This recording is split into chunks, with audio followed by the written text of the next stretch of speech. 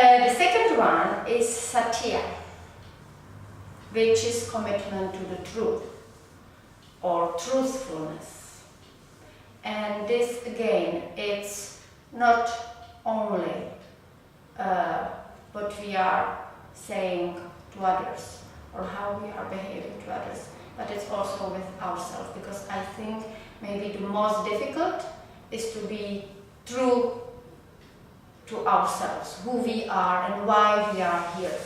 And discover this, connect to our inner truth. I think this is the just thank you. This is one of the reasons that I'm coming back to the mat, and I hope others too. That it's not just about stretching, but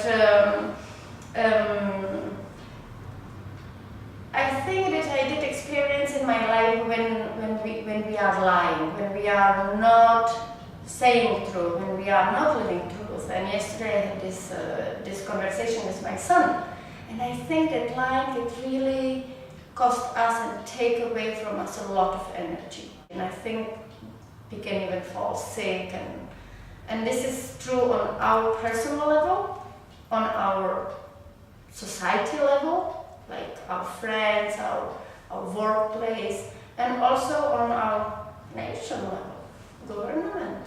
The governments, that they are lying to the people who vote for them.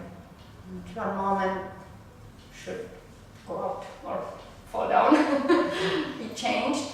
It would be much easier if we can stay in truth.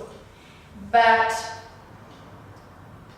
the problem with truth is that sometimes it's linked, or from our perspective, it's linked to the environment or to the value system that we are living in.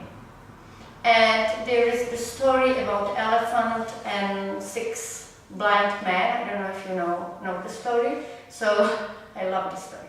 So it's 6 blind men, and they know that in the village the elephant is coming. So they decided all together they will go and they will try to see what is it, how it is the elephant. So the first will say, it's like rope, because he's holding, I think, his tail. And then the second one will say, oh no, it's like a pillar, because he's touching the leg.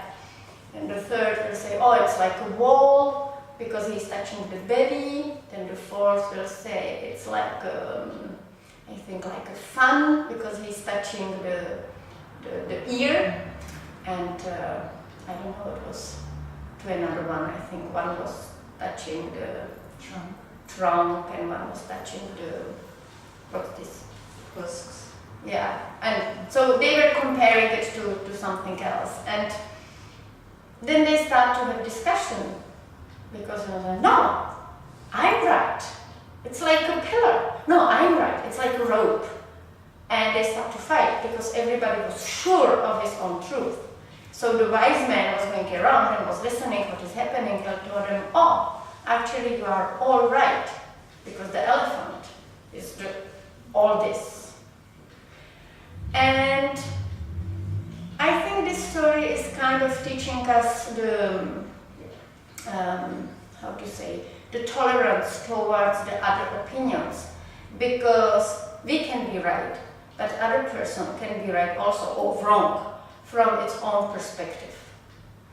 And if you can cultivate this attitude of accepting others' truth like possibilities, and not to be stubborn only on our own point of view, I think we are coming back to ahimsa, non-violence. We don't need this kind of fight to prove our truth.